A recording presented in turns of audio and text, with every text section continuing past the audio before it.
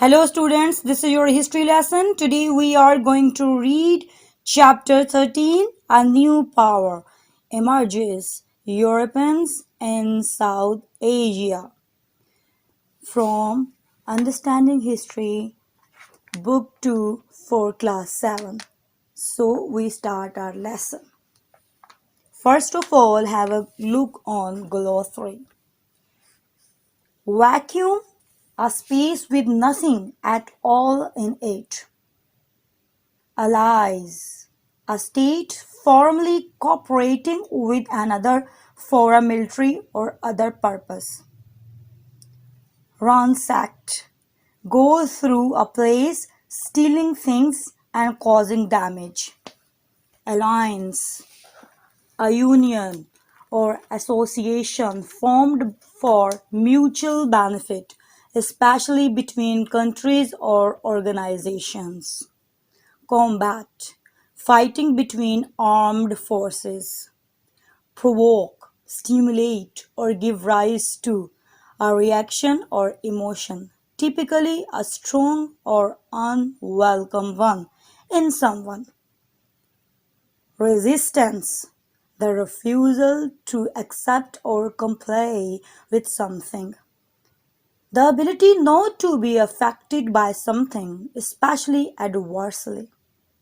Juncture, a particular point in events or time. Resentment, a feeling of anger because you have been forced to accept something that you do not like. Secular, not connected with religious or spiritual matters.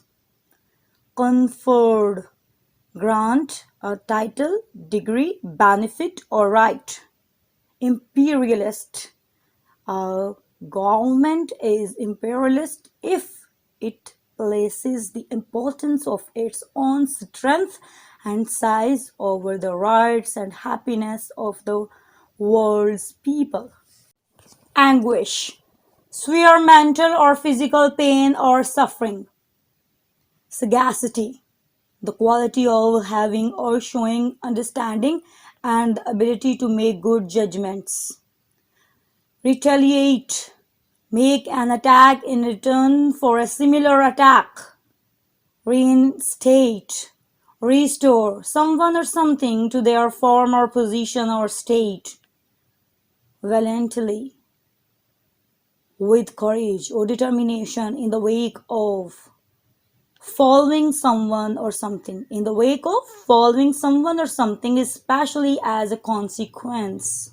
Now come to the reading of the chapter. This is page number 84 from your book, The Rise of the British. Who would replace the once mighty, widely known and admired empire of the great Mughals? The local power that challenged the Mughals, the Marathas, remained divided and could not establish an empire of their own.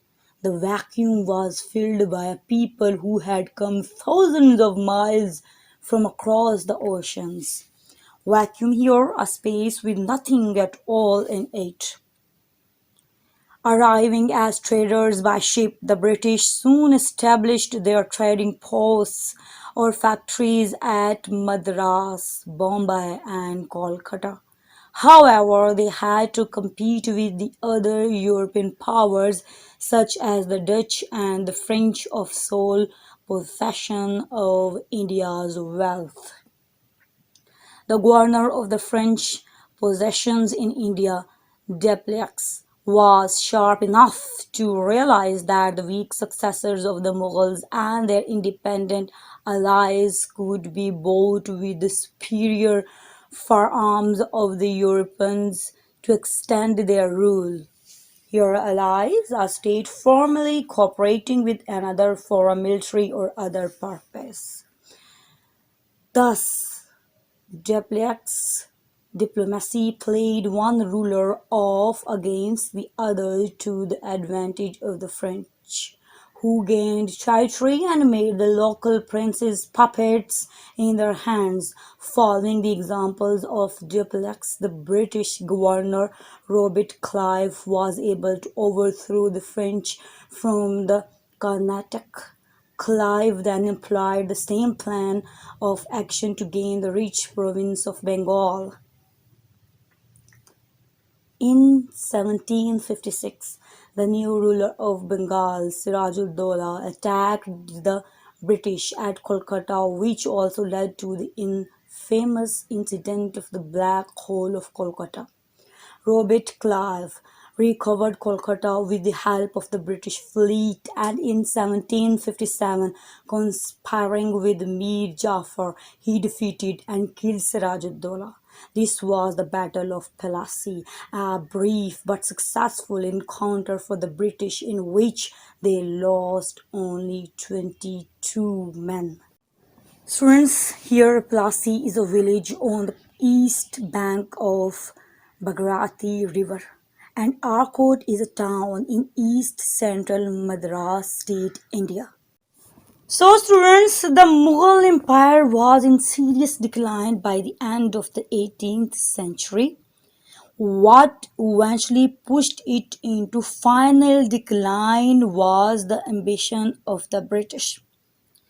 Since the time of Jahangir, the English East India Company tried to take advantage of the wealth to be gained by trade with India.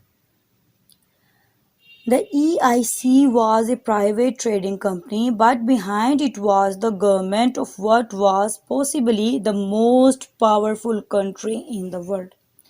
England had been the first country to experience the Industrial Revolution. Its industries were producing cheap manufactured goods which were sold around the world. With the wealth this created, the British could afford a military strength which the Mughals could not match. The weaknesses of the Mughal Empire, together with the strength of the British, meant that the fall of one of the mightiest dynasties in history was almost inevitable. Students, in 1756, the French encouraged the Nawab of Bengal, Siraj-ud-Dowlah, to attack the EIC base at Kolkata. He captured the city but was unable to keep control of it. In 1757, Clive arrived with a force of EIC soldiers and defeated Siraj-ud-Dowlah's troops in the Battle of Plassey. The Nawab's body was found in a river after the battle. Clive's victory had been made easy by the treachery of Siraj-ud-Dowlah's general Mir Jafar. The EIC rewarded him by making him Nawab of Bengal. This showed how British control was growing. Thus, one of India's richest provinces fell under British control. Mir Jafar was forced to give the company gifts of land and money, which helped make some of the EIC officials very rich. The Battle of Plassey had placed the Diwani, the right to collect taxes from Bengal, in the hands of the British. They now became wealthy enough to increase their army and build fortifications to protect themselves. By 1760, the British had decisively defeated the French at the Battle of Wandiwash and were now the unchallenged rulers of the Deccan. The Mughal Emperor Shah Alam 1759 to 1806 became a protege of the Marathas, who ruled in his name, but in 1761 the Maratha army was defeated by Ahmad Shah Abdali at Panipat. Delhi was ransacked and the helpless Shah Alam was left as emperor. But under the control of Najib-ud-Dowlah, the Rohilla leader, the Marathas could not regain their strength for the next 10 years. This gave the British ample time to take control of the subcontinent. The Battle of Buxar, 1764. In Bengal, Mir Qasim, fed up with the constant greed of the company's servants, asked for help from the ruler of Awadh, Shuja'ud-Dowla, and Shah Alam, the Mughal emperor, to throw the British out of Bengal. The three joined hands to form an alliance to meet the British forces at Buxar in 1764, but sadly they lost. The British won an important victory as they had defeated the united power of the Mughals. They could now have gone on to take over Delhi, but preferred to wait a little longer. After the victory at Buxar, Clive was granted by Shah Alam the Diwani from the provinces of Bengal, Bihar, and Orissa. In return, the British agreed to pay the Mughal emperor a sum of 2,60,000 pounds to retain his court at Allahabad. In the meantime, the Marathas regained enough strength to conquer Agra and Delhi. They invited Shah Alam to return to Delhi as their pensioner, which he did. So, students, in 1764, Mir Jafar's son Mir Qasim joined forces with the Nawab of Oudh and the Mughal Emperor Shah Alam II to drive the EIC out of Bengal. They were unsuccessful, and after their defeat in the Battle of Buxar in 1764, British influence actually increased. The EIC now took control of the revenue collection in Bengal, Bihar, and Orissa, and also extended its influence into Oudh. Hyder Ali and Tipu Sultan, the Tiger of Mysore, 1762 to 1799. In the meantime, Hyder Ali of Mysore became ruler of Mysore in the Deccan and came into conflict with the British, who allied themselves with the Nizam and the Marathas to fight him in 1766. Hyder Ali was probably the most far-sighted Indian monarch of his day, recognizing that Hindu-Muslim unity alone could successfully combat the growing force of the British, who might still have been beaten in 1780, but who would never be stopped a decade or two later. Hyder Ali made the Nizam leave this alliance, and the two then fought together against the British. Hyder Ali reached Madras, and the British had to lay down their arms for the moment. They signed a treaty with him promising their help if he was attacked by the Marathas. But when the Marathas attacked, the British betrayed Hyder Ali, for which he never forgave them. He wisely realized that the real enemy was the British when they captured the port of Mahe in his territory to provoke him. In 1779, he declared war on them and captured Akhet. In 1780, the British won over the Nizam and Marathas to their side against Hyder Ali and managed to defeat him with their help. In the meantime, the French navy was able to divert the British, which helped Hyder Ali to capture Coderol, while his son Tipu was able to make Colonel Braithwaite's troops surrender. At this critical juncture, Hyder Ali died in 1782. His son Tipu Sultan succeeded him and carried on the war with the British. Despite Tipu's efforts to make a South Indian alliance with the Nizam and Marathas, the British cleverly made them both switch over to their side.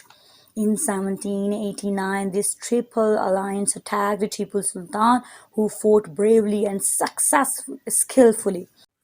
In 1791, Lord Cornwallis himself defeated Tipu, and the Treaty of Seringapatam was concluded in 1792. Tipu had to give over half of his lands to the British, and two of his sons were kept hostage by them. Tipu Sultan knew the treaty would not last long and made preparations to defend himself. He allied with the French against the British, which the latter did not like, and attacked him in 1799. They sent two armies against him, and Tipu's last stand was the defense of Seringapatam, where he died. Fighting bravely, the British had rid themselves of the last resistance to their rule in the subcontinent.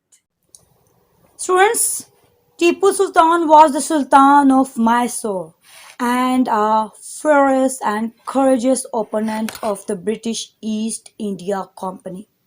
He loved tigers and kept six in his fortress city of Seringapatam. He even had a throne that was shaped and stripped like a tiger. The British disliked the way that Tipu stood up to them, and in particular, they were worried that he received help from France. There was a revolution in France, and the British did not want revolutionary ideas spreading into their colonies. Tipu was determined to resist the British advance in India and believed that to defeat the British he had to match their weapons. So it is said that he had 50 cannons, 100,000 cannon balls, and 10 musks, as well as rockets and handguns. His army was so strong that he defeated the British in battle several times. But in 1799, the British sent a huge force to attack Seringapatam, and on 4 May, Tipu and many of his followers were martyred as they tried to resist the British attack. Both Hyder Ali and Tipu Sultan displayed exceptional bravery and skill in warfare and in the administration of Mysore, which became a prosperous state where trade flourished and justice was given to the people. Tipu Sultan was a dynamic leader, energetic, brave, and visionary. He was a learned man and a poet as well as a remarkable warrior and a just ruler. His vision was to make his people enlightened, educated, and prosperous, and his mission was to win freedom from the colonial British. Tipu built roads, public buildings, ports along the western coastline, and also developed a navy. Tipu Sultan introduced the manufacture of skill and cultivation of sugar, betel, and sandalwood, and new crops like pineapple and avocado. G. E. Khan, a visitor to Mysore, describes the place as a garden from one end to the other. Tipu's kingdom traded with Sri Lanka, Afghanistan, Iran, Turkey, and France, and had diplomatic ties with countries far and near. The Mysore army was well equipped and well trained in warfare. Tipu was interested in new inventions of all kinds, especially military ones, and is credited with having developed the first rocket. He was for his time a secular ruler who governed fairly and with concern for his subjects, who were mostly Hindu but were very loyal to him.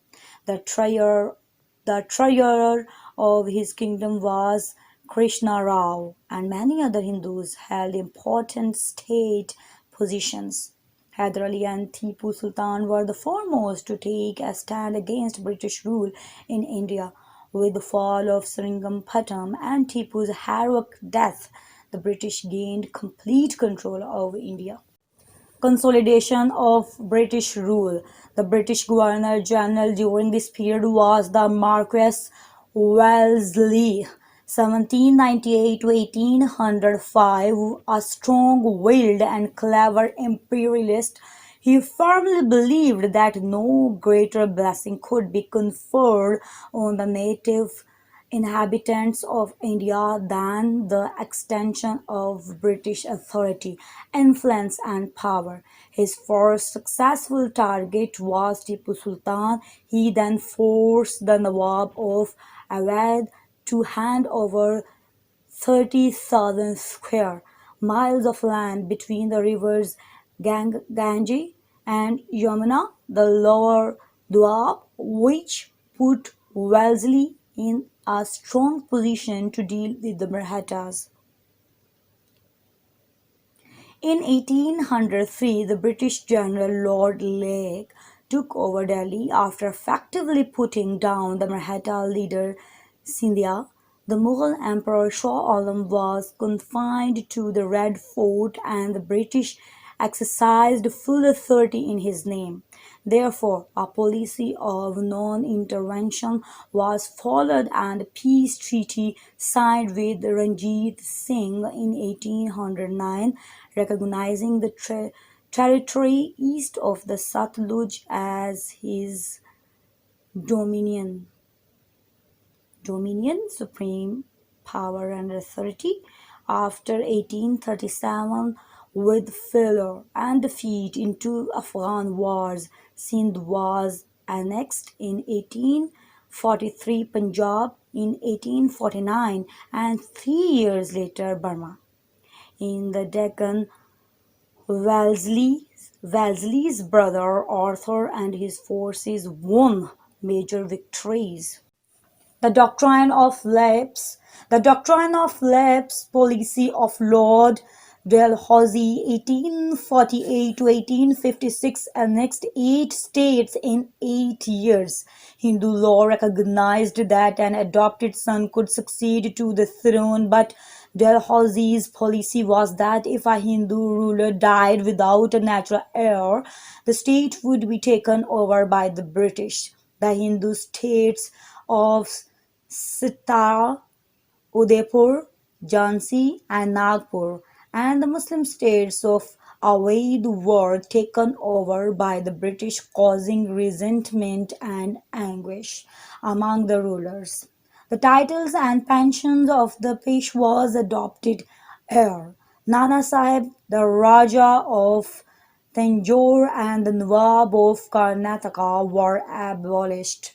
Bahadur Shah too was told that on his death his son would be given the title of prince and not king.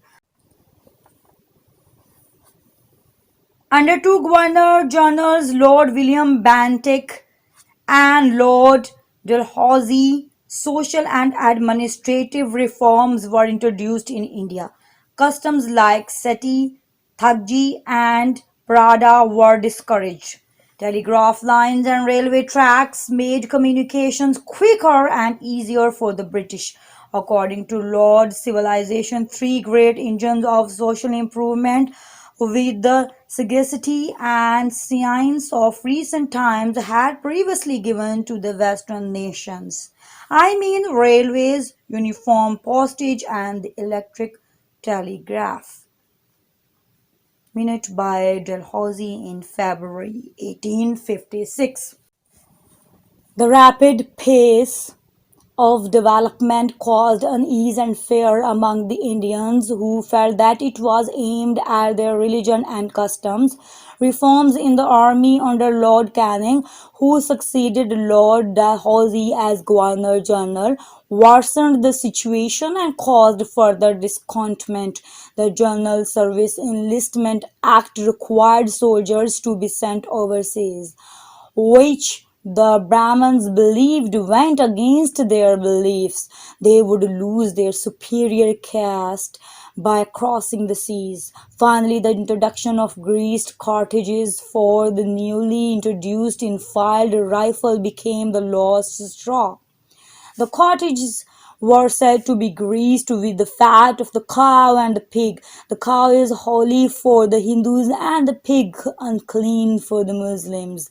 The Indian soldiers in the cantonment of Barakpur in Bengal refused to use the cottages, and the British retaliated by disbanding the disobedient regiments and punishing some of them, with three regiments at Meerut took matters into their own hands and revolted.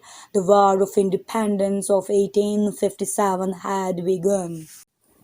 So, students, in 1852, Governor General Dalhousie extended British control even further by applying the doctrine of lapse. When a ruler died without a natural heir, the British would annex his lands. So Stara, Nagpur, and Jhansi soon fell into British hands.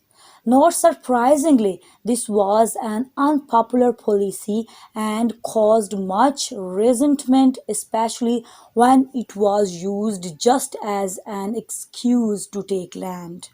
For example, in 1856 the Nawab of Oudh died, and although he had several legal heirs, Dalhousie declared that the Nawab had governed his people badly and took oath under British control. More than anything, this act showed how Britain was now dominant in India. The War of Independence 1857. By 1857, the British had established their control over the subcontinent and set up railways, telegraph, and an army with soldiers selected and trained from the local population. On Saturday, 9 May, soldiers at Meerut revolted while their British officers were at church by freeing their comrades who had refused to use the cottage a day earlier. They killed the British officers who stood in their way and started off to the capital of the Mughals, Delhi, to reinstate Bahadur Shah Zafar. Muslim soldiers came together to Delhi, which was occupied on 11 May 1857. Delhi, Lucknow, and Kanpur were the main centers of revolt. Nana Sahib, the adopted son of the Peshwa, made the British General Hugh Wheeler surrender at Kanpur in June 1857. Tantia Topi and the Rani of Jhansi continued the fighting until the fall of Gwalior on 20 June 1858. The Rani died fighting valiantly and Tantia Topi was caught and hanged. Nana Sahib escaped as the British were unable to capture him. However, the different leaders could not come together to make one stand against the British. Soon the British regained their supremacy but took terrible revenge for the loss of the lives of British men and women. Entire villages were burned and the captured rebels were hanged or tied securely to cannon and blown away. Wanton attacks on passive villagers and unarmed Indians, even faithful servants, became common practice in the wake of the mutiny. Students, mutiny is a revolt among a group of people to oppose change or overthrow an organization to which they were previously loyal. The term is commonly used for a rebellion among members of the military against an internal force. Delhi was captured on 20 September 1857 by British and Sikh regiments from the Punjab. Here regiment, a permanent unit of an army. Bahadur Shah was arrested and exiled to Burma, where he died and is buried. His sons were murdered by Captain Hodgson and his family members dispersed and spent their lives in poverty. Here dispersed spread over a wide area. At 4 a.m. on 7 October, 332 years after Bahadur conquered the city, the last Mughal emperor left Delhi on a bullock cart. Along with him went his wives, his two remaining children, maids, and servants, a party of 31 in all, who were escorted by the ninth Lancers, a squadron of horse artillery, two palanquins, and three palanquin carriages. The journey had been kept secret. Here, escorted a person who goes with another person as a partner to a social event. With the Mughal emperor gone on 8 July 1858, Lord Canning proclaimed peace and the rule of the East India Company came to an end. A highly civilized society and way of life had to retreat in the face of a distant and strange civilization that the new rulers represented. The power that now ruled from Delhi brought in his own culture and language. Their rule would leave a long lasting and dividing effect on the cultural and political life of the people of India for generations to come.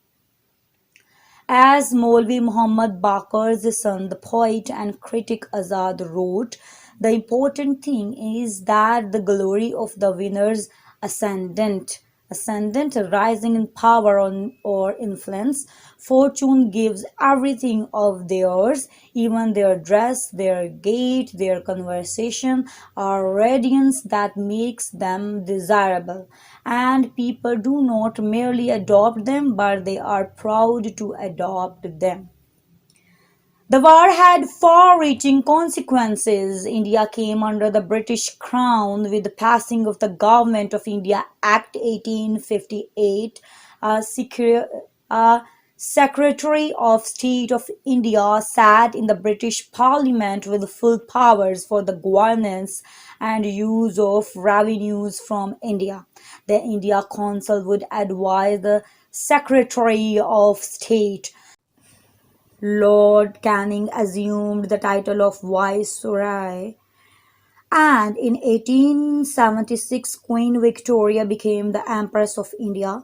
Her proclamation abolished the doctrine of lapse and supported non-interference of the British government in the religious belief or worship of the peoples of India. With the War of 1857 over, the loss to the Muslims was irreparable. Here, irreparable, impossible to repair. At one stroke, the Muslims of India lost their kingdom, their Mughal empire, their emperor, their language, their culture, their capital city of Delhi, and their sense of self. Politically and culturally, the loss was totally devastating. Here, devastating means highly destructive or damaging. Students, after the War of Independence, the East India Company was abolished. Now the British government would take full responsibility for all matters in India. A member of the British cabinet, the Secretary of State for India, was given responsibility for the government of the country. However, the direct responsibility was in the hands of the Governor General, now called the Viceroy. He had over 1,000 members of the Indian civil service to help him administer the country. These ranged from highly paid judges to lowly paid junior administrators. Despite the proclamation of 1858, by 1870 only one Indian had become an officer in the ICS. As for the Indian princes, those who had shown themselves to be loyal were allowed to remain on their thrones. Yet they had little or no real power and were obliged to follow the policy laid down by the British government. After the war, Bahadur Shah was put on trial and sentenced to life imprisonment. He was sent to live out his years in Burma. In January 1877, the British Queen Victoria was appointed Empress of India. The Indian royal family had formally been replaced. Now come to the question. Question 1. Compare the Battle of Plassey 1757 and the Battle of Buxar 1764. What were the results of each event? Answer. The Battle of Plassey had placed the Diwani, the right to collect taxes from Bengal, in the hands of the British. By 1760, the Mughal Emperor Shah Alam 1759 to 1806 became a portage of the Marathas who ruled in his name, but in 1761 the Maratha army was defeated by Ahmad Shah Abdali at Panipat. Delhi was ransacked and the helpless Shah Alam was left as emperor but under the control of Najib-ud-Dowla. The Marathas could not regain their strength for the next 10 years. This gave the British ample time to take control of the subcontinent.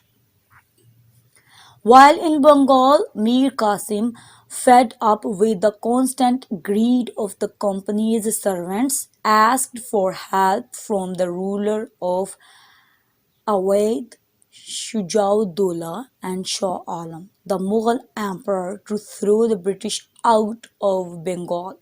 The three joined hands to form an alliance to meet the British forces at Buxar in 1764, but sadly they lost. The British won an important victory as they had defeated the united power of the Mughals. They could now have gone on to take over Delhi but preferred to wait a little longer. After the victory of Buxar, Clive was granted by Shah Alam the Diwani from the provinces of Bengal, Bihar and Orissa. In return, the British agreed to pay the Mughal emperor a sum of 2,60,000 pounds to retain his court at Allahabad. In the meantime, the Marathas regained enough strength to conquer Agra and Delhi.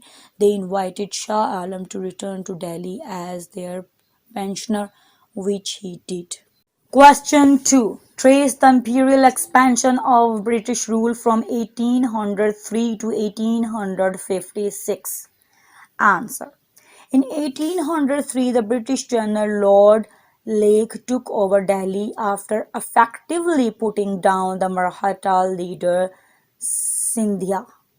The Mughal Emperor Shah Alam was confined to the Red Fort and the British exercised full authority in his name.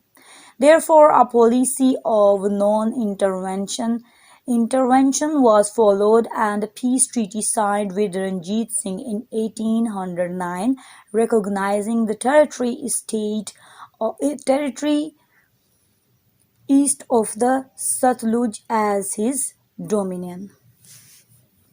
After 1837, with failure and defeat in two Afghan wars, Sindh was annexed in 1843, Punjab in 1849, and 3 years later, Burma. In the Deccan, Wellesley's brother Arthur and his forces won major victories. The doctrine of lapse policy of Lord Dalhousie (1848 to 1856) annexed 8 states in 8 years. The Hindu states of Satara, Udaipur, Jhansi and Nagpur and the Muslim state of Awadh were taken over by the British, causing resentment and anguish among the rulers. The British had established their control over the subcontinent and set up railways, telegraph, and an army with soldiers selected and trained from the local population. Question 3. Why were the British able to defeat Hyder Ali and Tipu Sultan? Answer. Hyder Ali was probably the most far-sighted Indian monarch of this day. Hyder Ali made the Nizam leave this alliance and the two then fought together against the British. Hyder Ali reached Madras and the British had to lay down their arms for the moment. They signed a treaty with him promising their help if he was attacked by the Marathas. But when the Marathas attacked, the British betrayed Hyder. He wisely realized that the real enemy was the British. In 1799, he declared war on them and captured Akot in 1780. The British won over the Nizam and Marathas to their side against Hyder Ali and managed to defeat him with their help. His son Tipu Sultan succeeded him and carried on the war with the British. Despite Tipu's efforts to make a South Indian alliance with the Nizam and Marathas, the British cleverly made them both switch over to their side. In 1789, this triple alliance attacked Tipu Sultan, who fought bravely and skillfully. In 1791, Lord Cornwallis himself defeated Tipu and the Treaty of Seringapatam was concluded in 1792. Tipu had to give over half of his lands to the British and two of his sons were kept hostage by them. Tipu Sultan knew the treaty would not last long and made preparations to defend himself. He allied with the French against the British, which the latter did not like, and attacked him in 1799. They sent two armies against him, and Tipu's last stand was the defense of Seringapatam, where he died fighting bravely. Question 4. In what ways was British rule before 1857 causing discontent and resentment among the Indians? Answer. Under British Empire, social and administrative reforms were introduced in India. Customs like sati, thakji, and parda were discouraged. Telegraph lines and railway tracks made communications quicker and easier for the British. The rapid pace of development caused unease and fear among the Indians, who felt that it was aimed at their religion and customs. British made cottages which were said to be greased with the feet of with the fat of cow and the pig. The cow was holy for the Hindus and the pig unclean for the Muslims, so they both refused to use the cottages and were poisoned.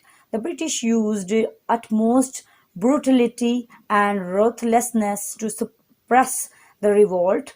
They burnt down villages and resorted to public hangings or blowing people by tying them to the mouth of cannons. Question 5. Describe the consequences of the War of 1857. Answer. The War of 1857 had far-reaching consequences. The British regained their supremacy but took terrible revenge for the loss of the lives of British men and women. Entire villages were burnt and the captured rebels were hanged or tied securely to cannon and blown away. With the War of 1857 over, the loss to the Muslims was irreparable. At one stroke, the Muslims of India lost their kingdom, their Mughal empire, their emperor, their language, their culture, their capital city of Delhi, and their sense of self. Politically and culturally, the loss was totally devastating. Thanks for listening. For new videos, don't forget to subscribe my channel. And if you like my videos, please share and like.